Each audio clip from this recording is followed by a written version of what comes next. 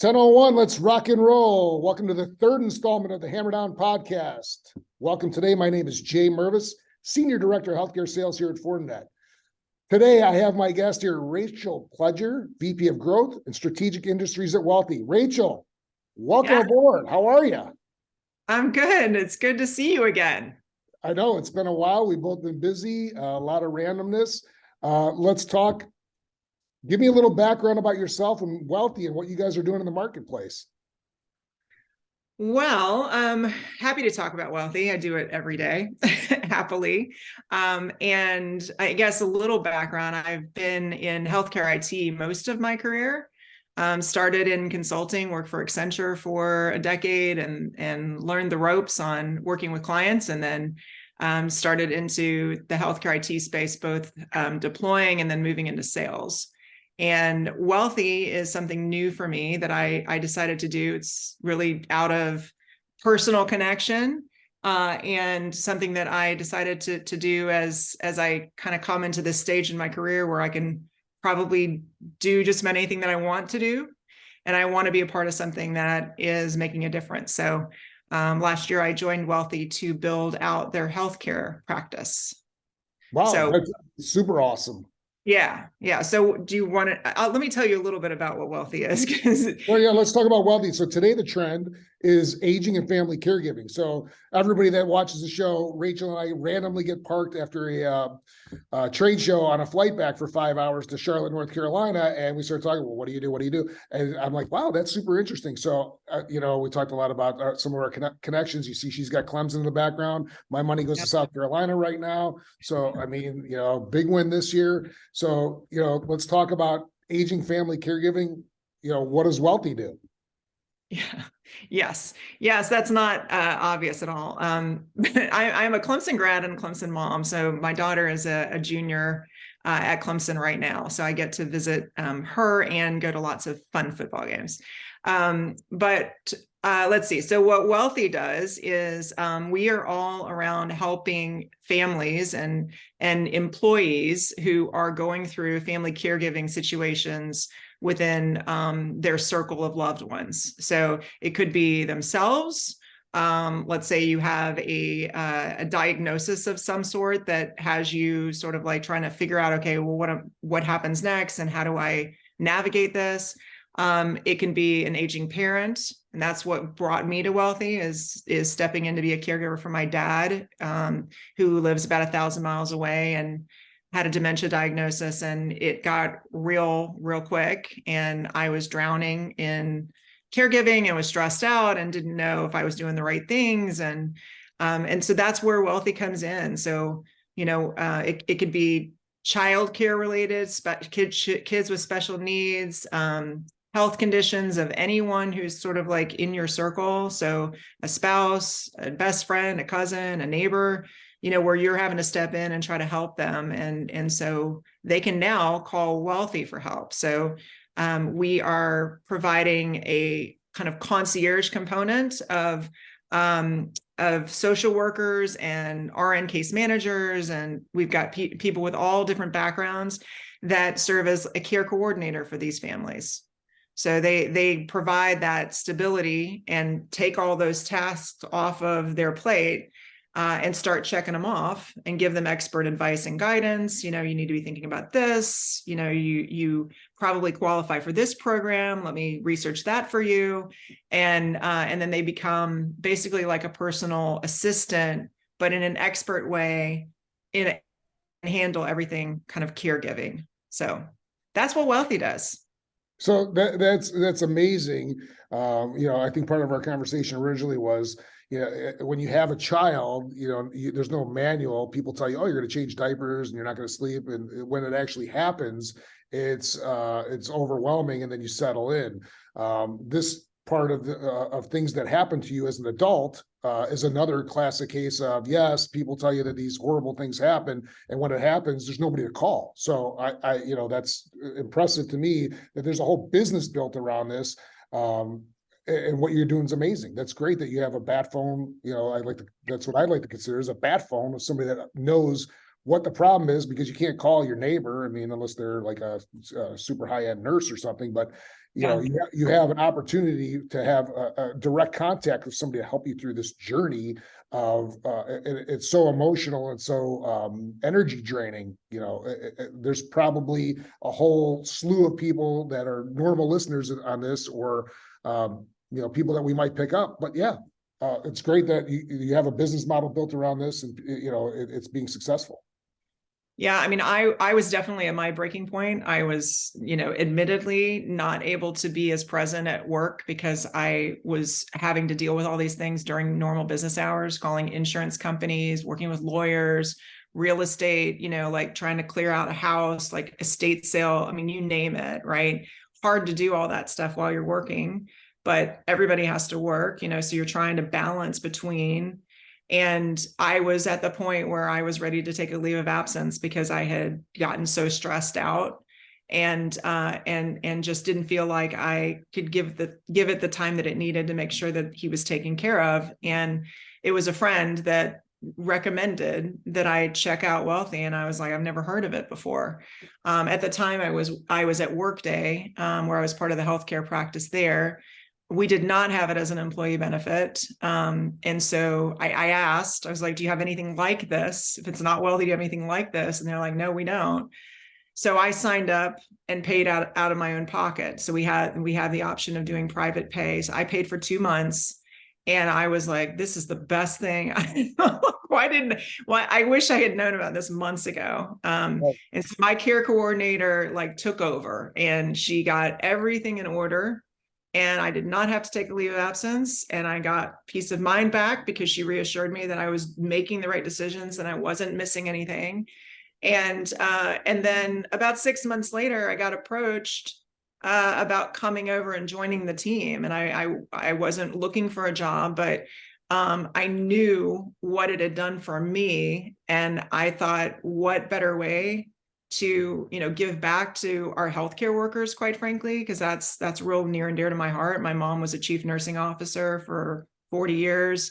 I kind of had grown up around that, and I knew that they were carrying much more of the load of family caregiving, unpaid family caregiving, which is a whole thing, than most types of employees, because they're the expert in the family that everybody calls when something happens, right? And so they carry more weight of that, yet they're in these very very difficult positions with families and patients, stressful already, especially coming out of COVID. And then they go home and they have to deal with all that stuff too.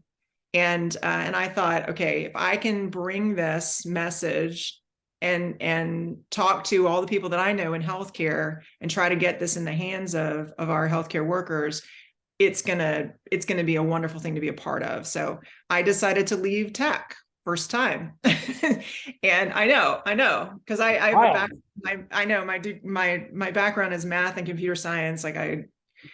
I love that. I love tech, and we certainly do have some tech components to coordinate all of the communication, with the family, mobile apps, and online platforms and so forth. But this selling into employee benefit space is new for me. Yeah, and that's totally cool that that's what the offering is. Sign up Yeah. the employee benefits, because that's a huge differentiator, because everybody knows that it's not just salary, it's what's the full benefits package. And this is like, you hear certain things of, it's not the smartest person sometimes. It's all about timing. And one of the things that, we have a ton of success here at Fortinet with our retail healthcare, which long-term care and mental health rolls up to, which is in the same vein as this, with Yes. 10,000 baby boomers retiring a day, 10,000 of them signing up for Medicare and Medicaid and navigating that headache, to have some sort of augmented, bat phone to call or service to leverage. That's amazing. Like I said, like kids, nobody tells you how to change a diaper, and then you figure it out. This is a great way to figure this out. Any other thoughts on the trend, on how you guys are going to the market? It seems like this is a massive gap. It is. It is. So we've been around about let's see, 7 years, I guess, really selling into the employer space. And we have a lot of clients that are in financial services and the high tech space, companies that tend to spend money on benefits. That's where we started. And so now we're really starting to focus into specific verticals like healthcare, education, and government. We segmented off financial service as in insurance because that's an area where we've seen a lot of traction. We really want to have focus there. And so that's what I'm leading is these new strategic industries that we're going specifically into. But what I'll tell you is that we recently did a study across every single one of our clients, and that ran through small to big, multiple industries, manufacturing, retail, like Best Buy as a client. We have Accenture as a client, Delta Airlines, Fidelity, Salesforce, Meta. I mean, we have some really wonderful clients. And it didn't matter, like, based on their geography or anything. When we looked at what their return on investment was, 95% were somewhere between 300% and 400%. And that was, yeah, I know. Mind blowing. I know. Well, and I've done a lot of ROI studies going back to my Accenture day. I worked at Accenture for, long time.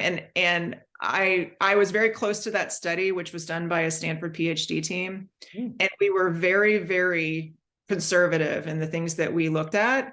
We only looked at the cost of turnover and the cost to replace, people when they leave. And then also absenteeism, which, and we did not even consider some of the other things like presenteeism, which is people not really doing their job because they're distracted and doing other things like I was. Yeah, like you're pretending to work. Yep. And then also our impact on DE&I, which might not even be an obvious thing, but most caregivers are women and people of color, statistically speaking. And so if you support caregivers, you're automatically providing equity for those folks that you're trying to get into your, up the ranks into your management and executive levels. And so it really augments many of the HR initiatives that people are trying to solve for right now, particularly in healthcare, which it's all about retention, labor, rising labor costs, and how do you stabilize your workforce. And so that data was very consistent and it told us a story. And so, we did this based on members citing Wellthy as the reason why they didn't resign or take a leave. And I understand it because I lived it.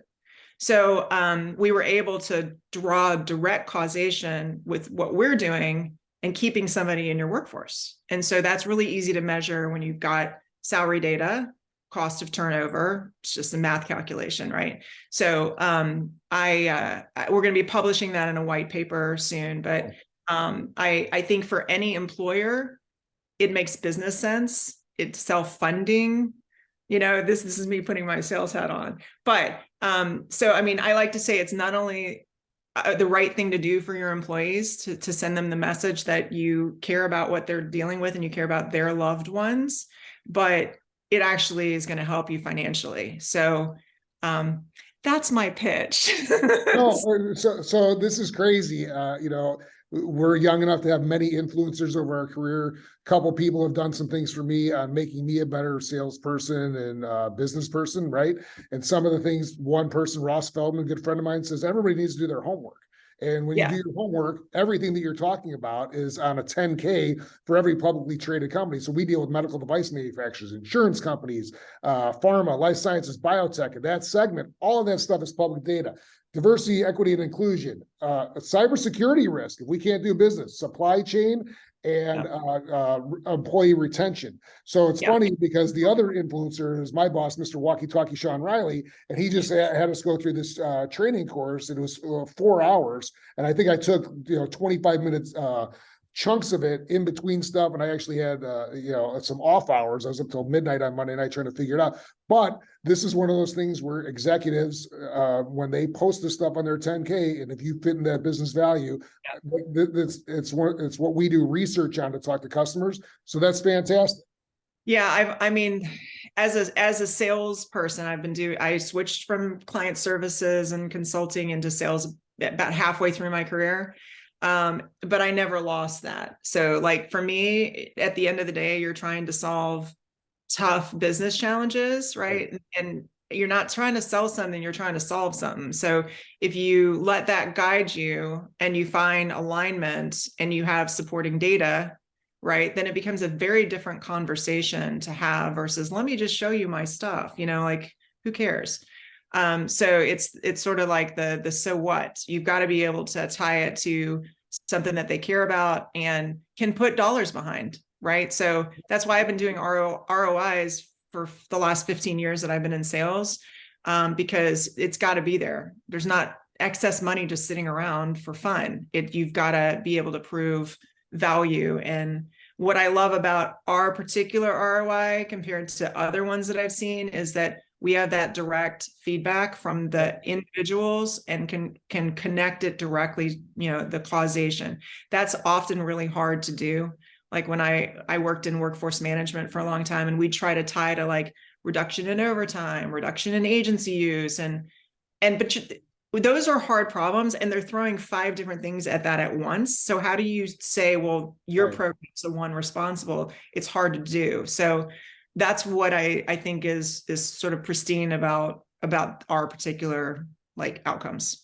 Yeah, and we've had plenty of discussions about ROI with customers over time. How do I reduce FTEs and automate? And then, so about 4 or 5 years ago, some of those direct correlations and causations don't get identified. They say, "Well, who am I going to fire?"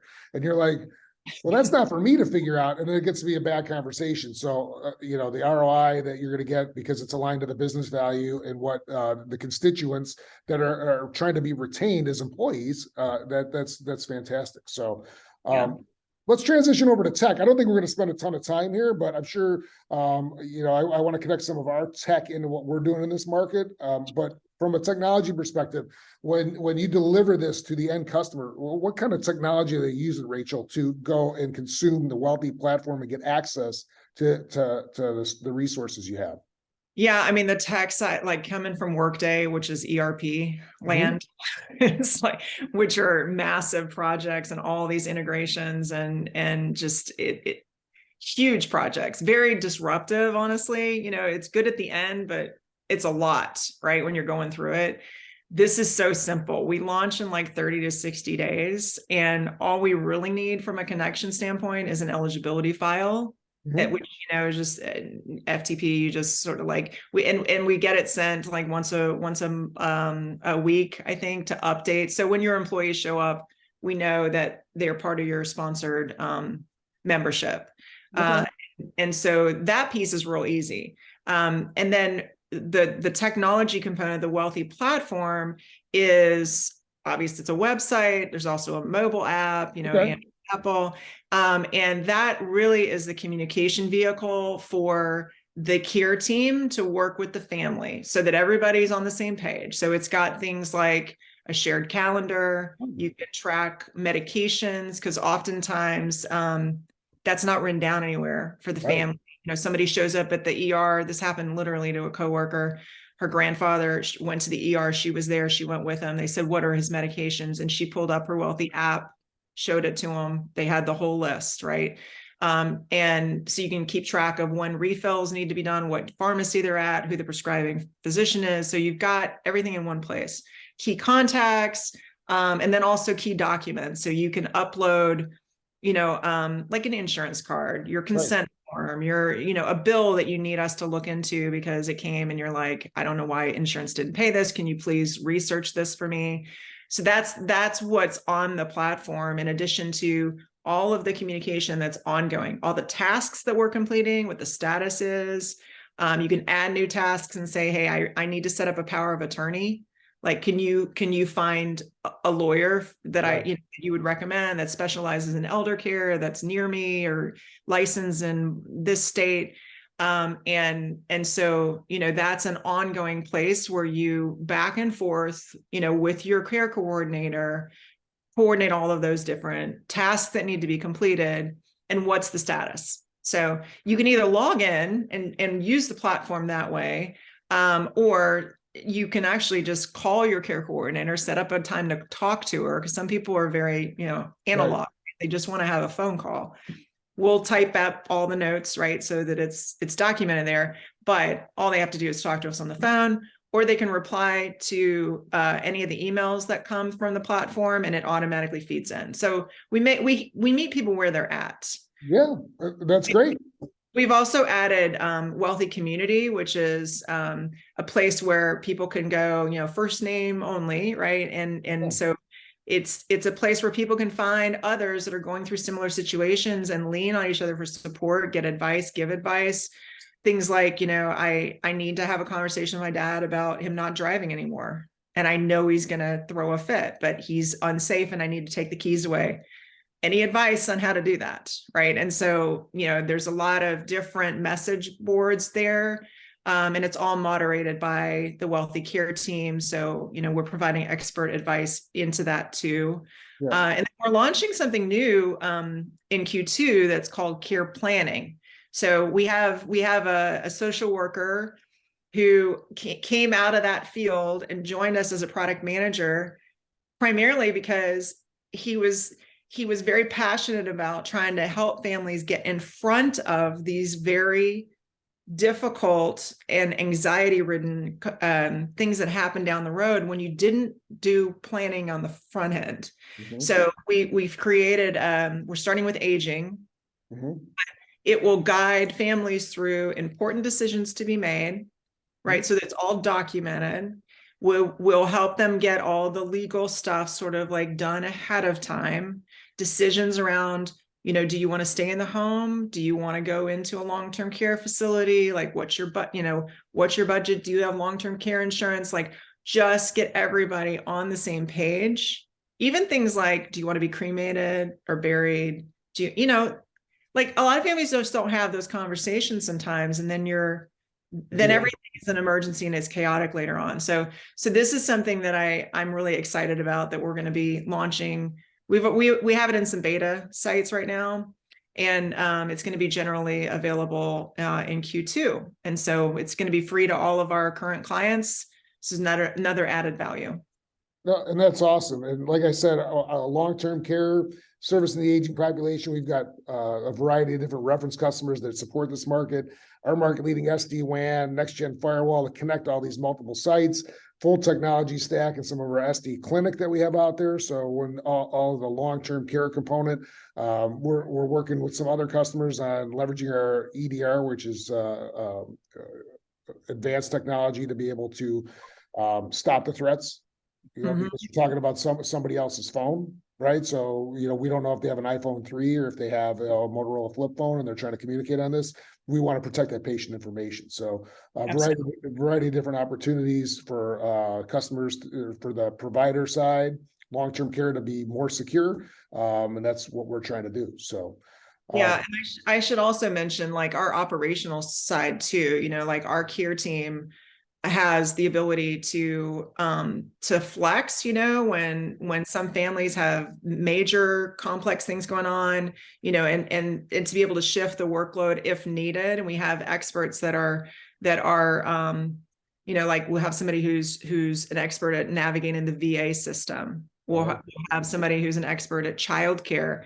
So their specialty is going and finding, nannies or daycares or summer camps, or helping families set up IEPs, the individual program. So we'll do all that kind of stuff in the childcare realm, mental health support. So like, tapping into any employee benefits that you have to provide all of that. So that back end side really keeps our care team very efficient and leveraging all of these various experts to have them plug in as needed with whatever's going on with that family.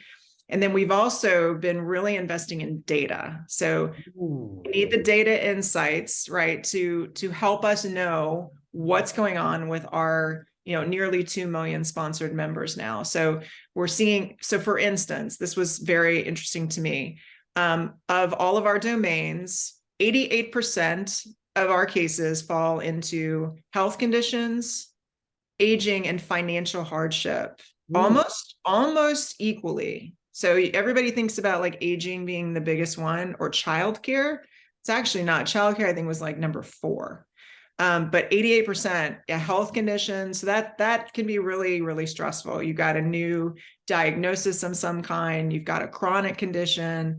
You're fighting the insurance company at every turn. Like I have a friend who has to have PET scans every 90 days, and and every single time, like the insurance company it wants to fight about it.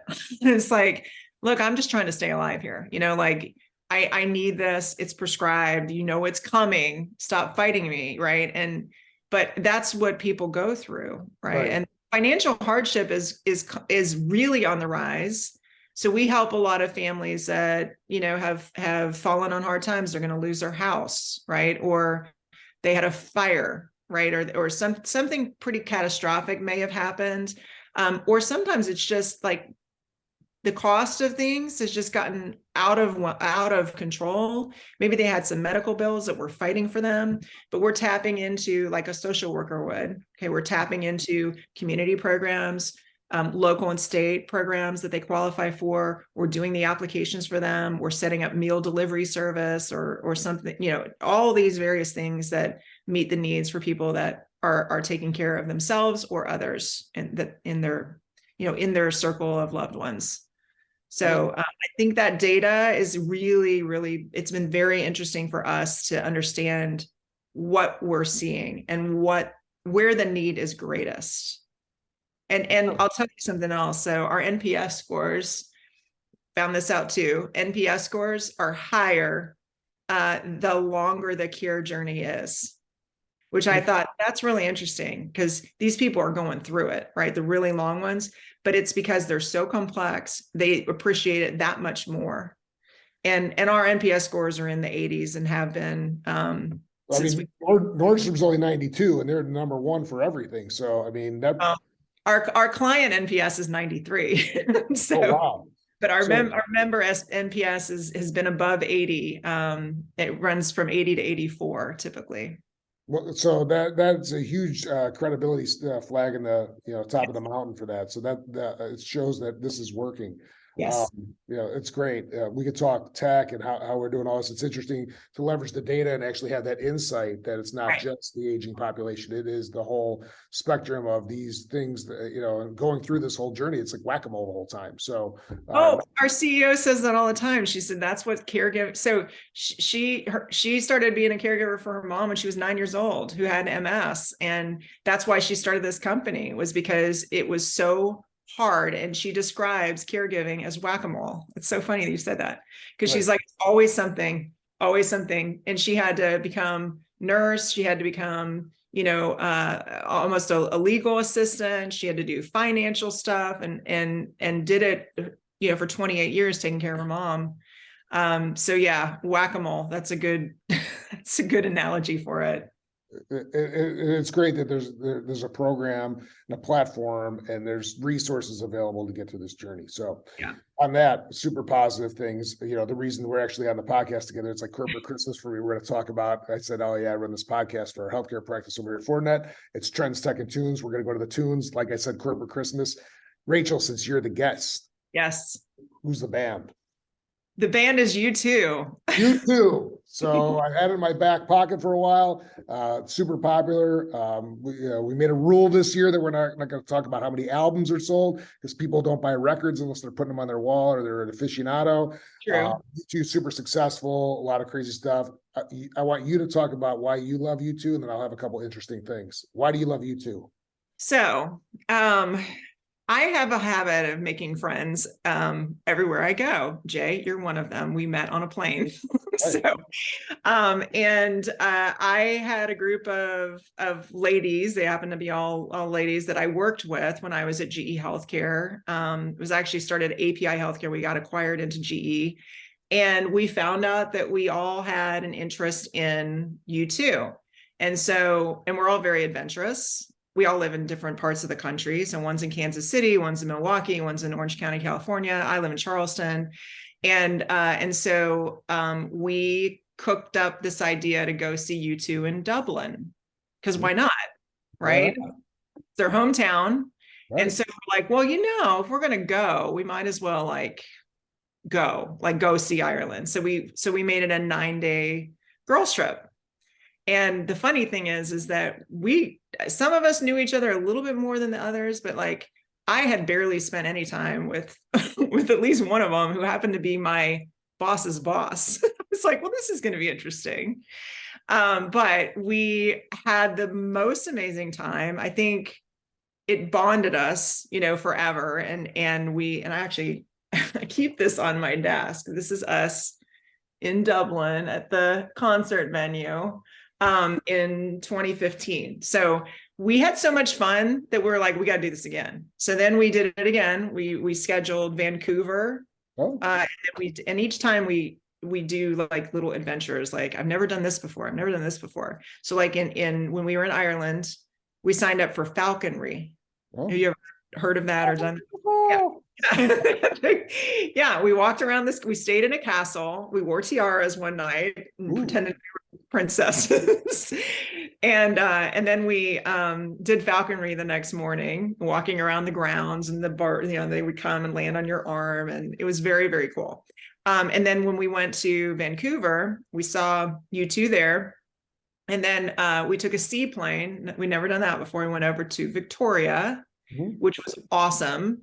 And I love this group of girls because they're so spontaneous. We liked Victoria so much, we changed our hotel and decided to just stay there. Oh, wow. Wild. Yeah, an extra night, and had an amazing time. And then we took what do they call it? It's called the Clipper, from Victoria down to Seattle. Saw U2 again in Seattle. So we like bookended the two concerts. Then we did it again. We went to Las Vegas. Las Vegas, we've all been there for trade shows, but it was still fun to do a girls trip. And then the biggest one we did was right before COVID. We went to New Zealand to see. Oh, So they were doing 2 concerts in Auckland. We decided to go to both. So we did Red Zone, which is like right on the rail, one yeah. night. The second night we did general admission, where we could just dance. We just wanted to like have fun with the masses, and it was a blast. And then we spent 18 days in New Zealand, the 4 of us traipsing around North Island, South Island, doing all kinds of adventures. We took a helicopter out to a active volcano, which in retrospect was not a great idea, because the thing erupted 5 weeks later, and no, I'm not kidding, and killed like a whole bunch of people. Oh, I Yeah. thought you were going to tell me you found Frodo when you were there. No, no. We took the helicopter to White Island. You can watch the documentary on Amazon Prime. It's very scary for those of us that did it.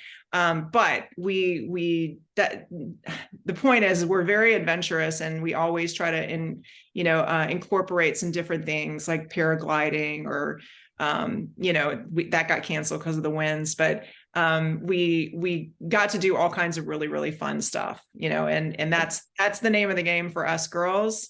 And it's wonderful because all of us are used to having to be in charge of everything. When we do these trips, like I'm mom, so like I have to do everything, and they do too. And so when we go on these trips, we take turns, and the rest of us are just like, this is the best. You just sort of sit back and enjoy. And so we're getting ready we just decided to get back together. We're going to go see Foreigner in Kansas City in July. So Cool. yeah. So, So you too. That's why. So U2. So I'm a jokester. So a couple of the reasons that, it was like my middle school and high school, U2, like my freshman year of college, like U2 was on all the time, super deep, super cool. But I thought they were always funny because Bush Sr., when he was president, they would call the White House every night. I thought that was hilarious that they would call the White House, "Is President Bush in?" And then when they were on Entourage as a cameo, and they take Johnny Drama to the concert, and he says at the end, he said, "Happy birthday, Johnny Drama." I thought that was hilarious. But they also did a couple of profound things after 9/11. They did the Super Bowl halftime show, and they also after Hurricane Katrina, they did the opening for the first Saints game that was back in New Orleans. So I always thought that they were super powerful. I still think they're probably the second best halftime show to Lady Gaga, but hey, that's debatable, negotiable. Super Bowl week. I mean, that's why I'm in Philadelphia right now. Go Cowboys, nothing happened. So let's hit the tunes. How do the tunes tie back into aging and caregiving? Rachel, you're the guest. Give me the first one. Oh my gosh. Let's see. Uh, well, I mean, I'm going to go with or without you. Ooh. It's No, one of my, it's number one of one on my list too, by the way. Go ahead. Okay, all right. It's one of my favorites. It was actually the first number one song they had in the US. And if you ever just sort of stop and listen to it, it's really impactful. And most people have been in a relationship at some point in their life, right? Where it's rocky and it's good, it's bad, and it's like you can't figure out how to be together. I don't know how it ties to caregiving, but it's one of my favorite songs. Well, with or without you, I mean, if you don't have any help while you're True. doing caregiving, I mean, I think that's how it ties in. But yeah, one of their most popular songs. Everybody knows it. Everybody probably wanted the hat. Yeah. So yeah, I'll take two. We'll go fantasy football style like usual on my show here. Okay. So I'll take two. An old one, Stranger in a Strange Land. So when something comes to family caregiving and aging, you become a stranger in a strange land. And then I'm going to go super positive is Beautiful Day. When the help comes in and the caregiving gets better and the journey gets better, it's a beautiful day. And that was one of the songs that was very popular when my son was born. So let's go back to you. What do you have for your second tune? Well, there's a couple that I really like to kind of jam out to and dance to, like when Take two then. Take two then. Okay, so Vertigo is one that's really fun. Elevation, really like that one too. And I'll also choose One, which is the song that sort of like brought them back together when they were doing Octune Baby. And it's been played at every U2 concert. So yeah, One is a favorite as well. Yeah, it's probably one of the most recognized songs out of their whole catalog. Awesome stuff. I'll take one last one here. I'm going to take Mysterious Ways. A lot of things in life happen. I love a lot of randomness, but in mysterious ways, things do happen and positive on what you're connected to. So, I mean, we randomly met, like, hey, we rearrange seats, get on a flight. I talked to nobody on a flight. We talked for 5 hours. So, super interesting things, trying to make the healthcare, as I've said to a lot of people, when I got into the healthcare business, somebody told me it's not about product. It's about how do we improve patient care without changing bedpans, right? And so I've stood behind that and tried this journey in my career and what the healthcare business is, how it's improved over the 20 years I've been doing it. So any last thoughts? How do people get a hold of you, Rachel? Because I'm sure somebody's gonna be like, I don't want to field 50 text messages or 40 DMs on LinkedIn. How do they get a hold of you? Well, yeah, I mean, LinkedIn is always a good way, but you can reach out to anybody on our team by just emailing sales@wellthy.com. If you're interested, we'll put you with the right person. You've got my name. My email address is just rachel.pledger@wellthy.com. And Wellthy is spelled WELLTHY. Clever. And health is wealth. That's where it comes from. So sometimes people are like, oh, do you do financial wellness? And it's like, no, I'm sorry to confuse you. No, it's health is wealth. And we're trying to create some glue between the gaps in our healthcare system. Let's be real, like in this country. And so we're trying to have better outcomes for everybody involved, both the care recipient as well as the caregivers that often don't even talk about what they're going through. They just shoulder the burden, and they don't have to. Like there are options like Wellthy out there to help make it easier. Well, hey, I appreciate you coming on the show. Very interesting perspective on what you and the firm are doing in the marketplace. All the regular listeners, new listeners, share it, like it. I don't know who the next guest is going to be. I got a couple of superstars lined up, but I appreciate everybody coming on. Put the hammer down and the pedal to the metal. Thanks.